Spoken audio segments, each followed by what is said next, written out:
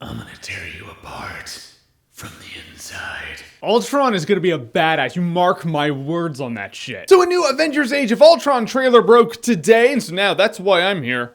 I don't know why you're here to listen to me talk, I guess. Which I thank you for. I'm here to talk about the Age of Ultron trailer. This Age of Ultron trailer, it's not a mixed bag, but I definitely do have 2 points of view on it. I watched it and I was like, okay, Age of Ultron trailer. Watch it again and again and again, because you want to pick up on everything before you start talking about it on YouTube. So I'm watching it and I'm like, funny thing, there are not a lot of new scenes in this trailer that were not in the last one. I mean, there are a couple of new ones. It starts out, Tony Stark's like, this world needs something more powerful than us. Enter Ultron. Which is cool, it shows the mindset of what created him, and then Ultron comes out. Bruce Banner's like, Ultron is like in the flesh. The drones go flying through the wall. How did Ultron stage that? He was like, all right, guys, you stay behind the wall, and when I say in the flesh, you come crashing through. It's gonna be great. It's gonna be really funny. You look at the look on their face. They're gonna be like, you watch it.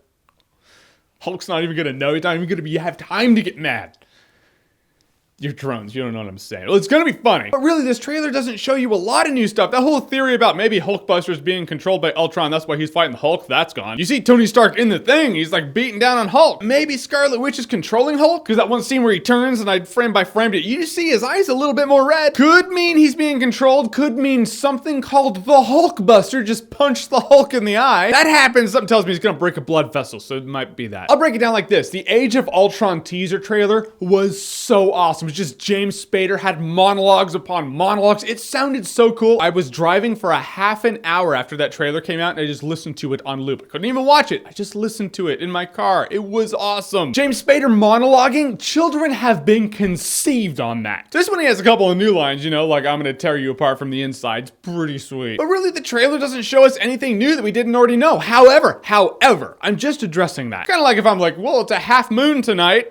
Not saying I prefer full moons or new moons, just addressing it's a half moon. It is what it is. I think this trailer is a good companion piece to the first trailer, which was a superior trailer. However, I'm glad it's not going Amazing Spider-Man on us. I don't want to know everything in 3.5 minutes or less. Those Amazing Spider-Man trailers, you know what I'm talking about. You watch it, you're like, I know the movie. I just saw it.